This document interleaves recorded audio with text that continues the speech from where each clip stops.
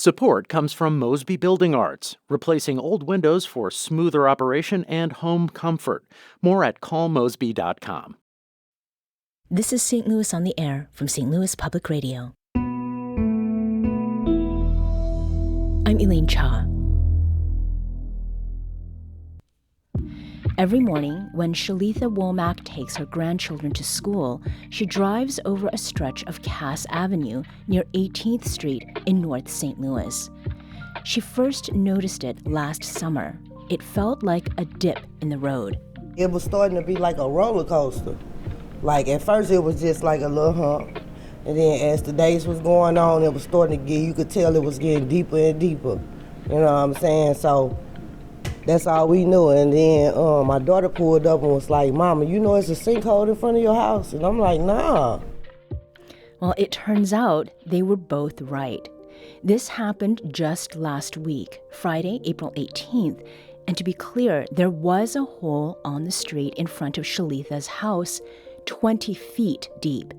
The same day, another hole opened up in Lafayette Square, swallowing a section of street and the grassy median.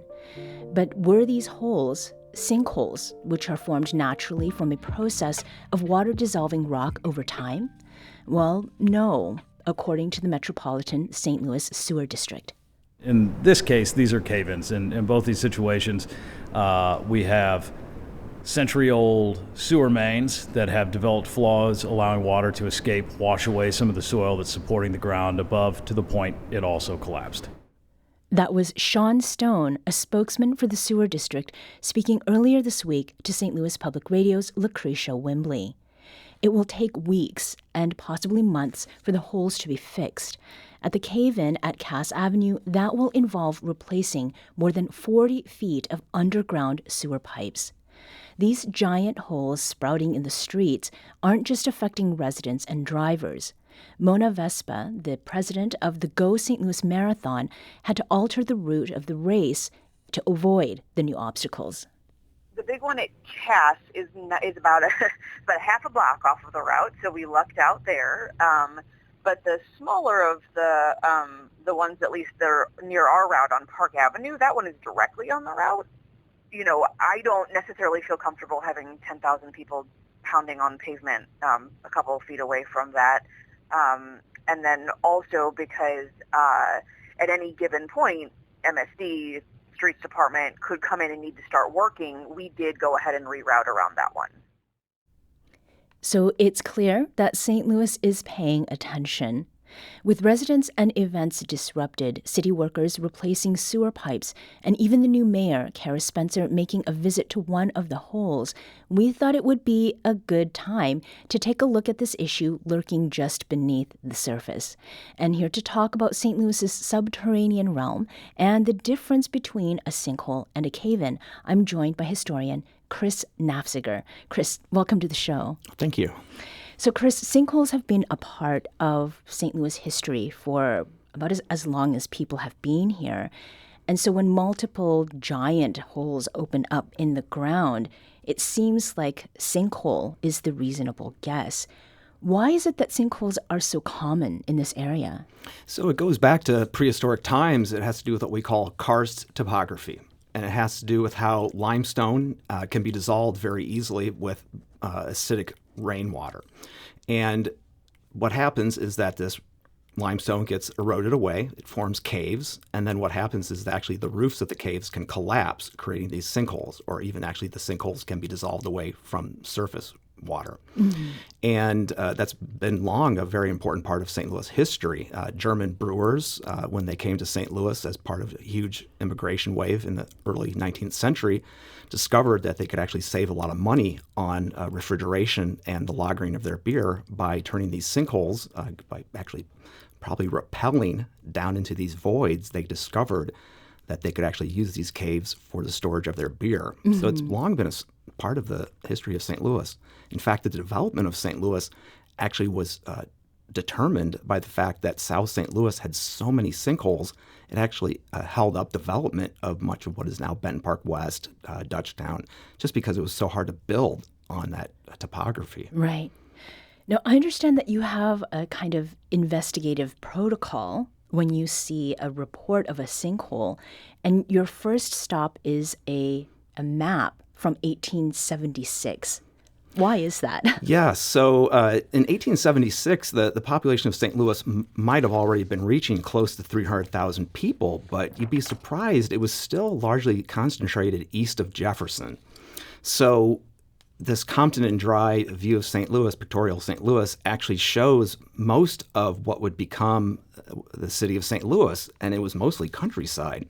So that's really valuable for a historian. And yeah, when I hear a news report, the first thing I do is I go to Compton and Dry's pictorial St. Louis, and I zoom in on that ground, and I look to see if there was a sinkhole there. And a lot of the time, I actually find that there is actually a sinkhole, particularly in South St. Louis. Now, North St. Louis, for the most part, there's not a lot of karst topography, for the most part. And so I usually don't find a sinkhole back in 1875, which is when the map was surveyed. So when these new sinkholes are discovered, I mean, are they put on another kind of map? That's a good question. I have a feeling they probably are documented by MSD. But it's not something that you have access to? No, I don't. Okay. My access is to all those historic maps, and actually there's also something we call Sanborn Fire Insurance maps. Those are incredibly valuable, and also Whipple fire insurance maps. These were created for the purpose of insurance adjusters. Okay. When you went into an insurance adjuster's office, they would actually pull out these fire insurance maps, and that would determine how much they would charge you for insurance. And these are incredibly valuable. We can basically see what the city of St. Louis looked like back in the 1870s and 1890s and the early 20th century. And sometimes, if you're really lucky, they actually have old sinkholes, quarries, old rivers. That's actually very valuable. When I was looking at the neighborhood of Baden, I was wondering why MSD was actually putting in all these retention ponds. Well, I went back and I looked at the fire insurance maps from the early 20th century, and I discovered there actually was an old creek that had been flowing through there, and that's why there had been this new push to create, floodplain. Yeah. So the new sinkholes then, they're not on these old maps. What does that indicate to you? That there's something else going on. It doesn't have natural causes, I guess you'd call it. Now, 150 years ago, how was it that St. Louisans dealt with sinkholes? So back 150 years ago, they dealt with them in a way that today we might not feel would be the most scientifically sound way of doing it. They would fill them in. And what a lot of people might not realize about the topography of the city of St. Louis is that it was not nice and smooth. Like you drive along, particularly, like say, next time you're driving down Gravois, you might notice it's these nice straight street that has nice, smooth, it's very heavily engineered. Well, that's not the way the surface of the earth was originally. So people would chop off the tops of hills, and they would take that earth and rock, and they would dump that into sinkholes. And they've done that in all sorts of American cities. That doesn't work very well. Sometimes they compacted the earth well into the sinkhole. A lot of places in South St. Louis, and if you drive around, I can think in particular, there's this one block of Utah in Benton Park West where they've slowly demolished one house after another. Well, I went to Compton and Dry and I discovered that was an old quarry, which was probably originally a sinkhole. So, yeah. And if you drive around, you can see, there's a house that's leaning by about 5 degrees. Go to Compton and Dry. There's the sinkhole there. So you've mentioned quarries. There are also mines in St. Louis. There were. Yeah. Yes. And I mean, do they still exist in some way today? Well, from what I understand, and this is something that would probably blow a lot of listeners' minds, is that there were coal mining operations in the city of St. Louis well into the 20th century. Coal that was burned in the furnaces of St. Louis residents. In fact, Tower Grove South, they mined coal under the ground in Tower Grove South, the Parker and the Russell families. In fact, you can actually see that preserved in street names.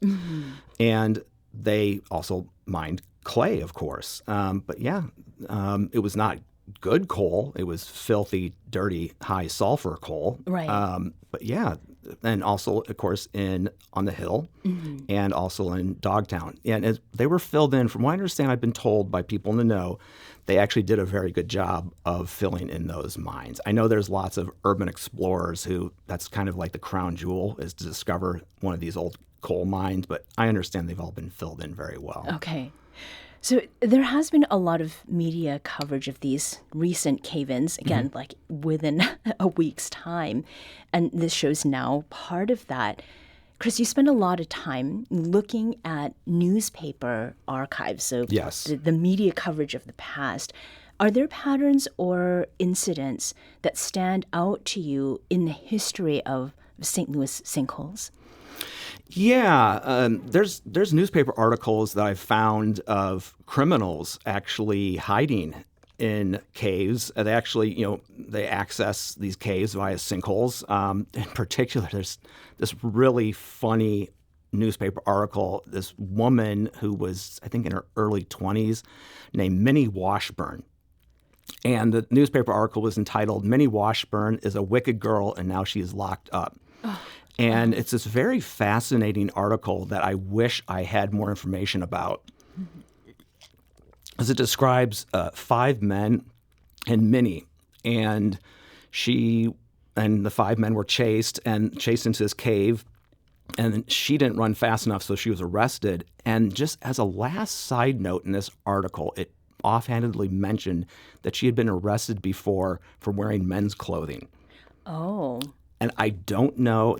I looked for more articles about Minnie, and I never, ever again found any other stories about her. It's very fascinating. But yes, there are articles where these sinkholes and caves do come up as part of, sort of the tapestry of life in St. Louis. It's definitely true. Yeah.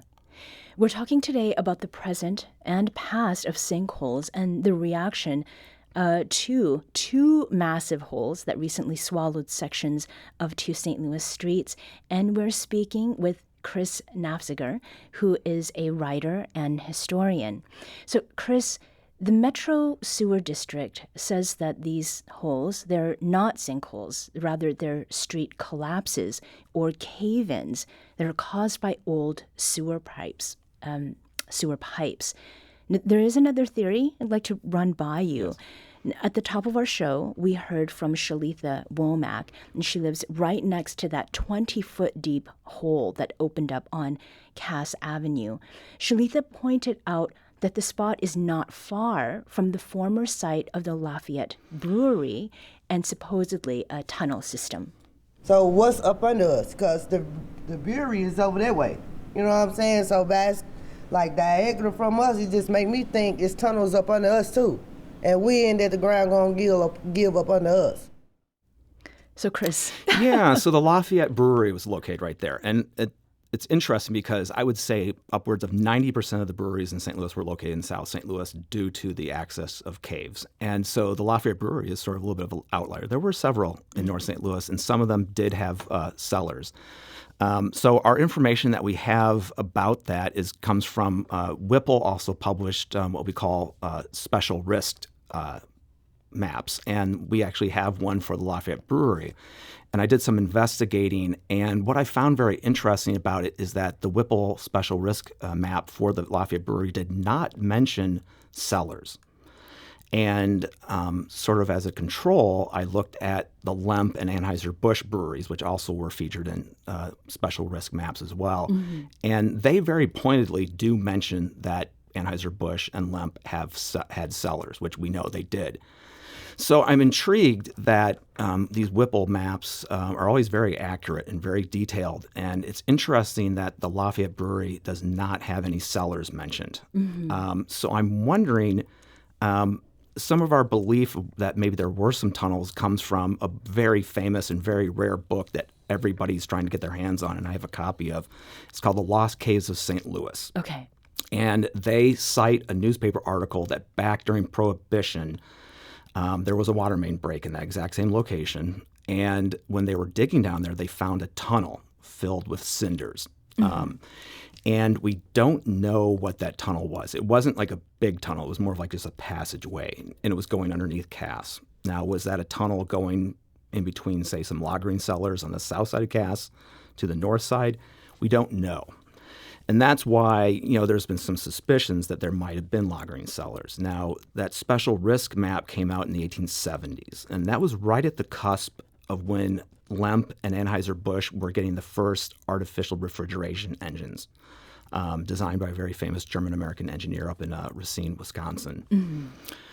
So it raises the question, did the Lafayette Brewery dig some loggerine cellars after those special risk maps were published? That's possible, and that's maybe what they found back during Prohibition. Maybe. Yeah. I don't know. It's a mystery. Were there any loggerine cellars there at all? Yeah. At first, I thought there were, but as I dug more deeply, I don't know if there really is anything to necessarily be concerned about. Loggerine cellars tended to be very deep, taking advantage of that natural cool temperatures of the earth. You go down just a little bit, and all of a sudden you get down to like this natural 50-degree temperature. Yeah. Lemp cellars, for example, are 50 feet deep, just like their cave. So the difference between a sinkhole and a cave-in is something that we promised we'd be talking about today. And so we took this question to the state's Department of Natural Resources. And geologist Fletcher Bone agreed that the recent holes in St. Louis streets appear to be caused by sewer issues, not by nature. But he also said that it's not impossible for there to be, beneath that sewer, a naturally occurring sinkhole. Just with how old St. Louis is and infrastructure, there's so many possibilities of what could be occurring at a site. So that makes it really complicated. So you don't, trying to figure out, is this a sinkhole? Is this just old trash basically that's rotted over time and having a collapse occur? Is this infrastructure? So it's a lot more complicated, in the older parts of town than it is like a newer part, out in the suburbs, things like that, where infrastructure is newer and you probably have better building standards and things like that.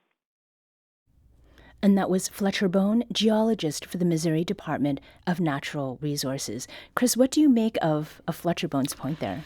Well, it's a good question. And one thing that is difficult to tell is that was a part of the city that was developed very early. Mm-hmm. So we don't have a lot of necessarily engineering surveys. One thing that's great about the city of St. Louis is that surveying was already a very advanced field by that point. So we do have some really great surveys of the city of St. Louis, but for that area, unfortunately, I couldn't find anything. Mm-hmm. And was there perhaps something naturally occurring right there? I certainly know up in the Hyde Park there was a sewer main that broke, and I did some investigating, and I discovered that was actually a natural sort of valley right there. Mm-hmm. And way back in the 19th century, when they were building the sewer system, they actually put a pretty major sewer right through that valley. Mm-hmm. So you can sort of start to figure out what these engineers back in the 19th century, back when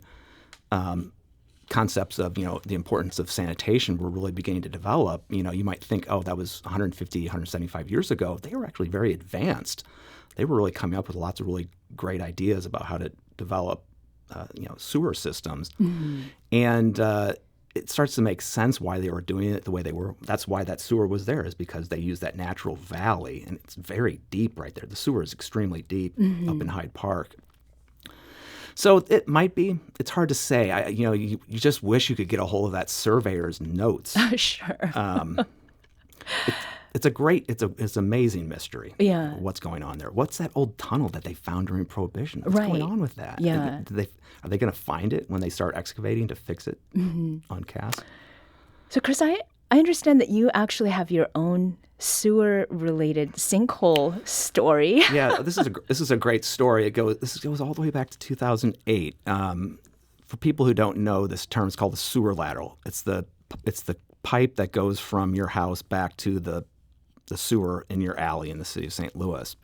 And my extremely talented realtor said, Chris, you need to hire the service that scopes it with a camera. And they came out and they did it, and they discovered that about halfway back it had split. Basically, it had separated about a foot. And what had been happening is, just by a miracle, the water coming from my house had been basically jumping across this void in my backyard and going into the sewer line and making it successfully out to the sewer in the alley. So there was this cave basically developing in my backyard about 10 feet down. Yeah. And that was part of the negotiations with the seller. And it cost about $7,000, $8,000 to repair just about 30 feet of sewer line. And that's very common. You basically, if you're buying a house that's just 40 or 50 years old, you need to have it. But I realized in hindsight that my backyard was starting to sink. And if it had not been fixed, it eventually there would have been catastrophic failure. Right. So it's common. Yeah. It's something that happens a lot. And so we're bringing you news you can use, Yeah. as well as some of the history behind St. Louis sinkholes and these cave-ins. Chris Naffziger is an historian, writer, and archivist. Thank you so much for joining us today. Thank you.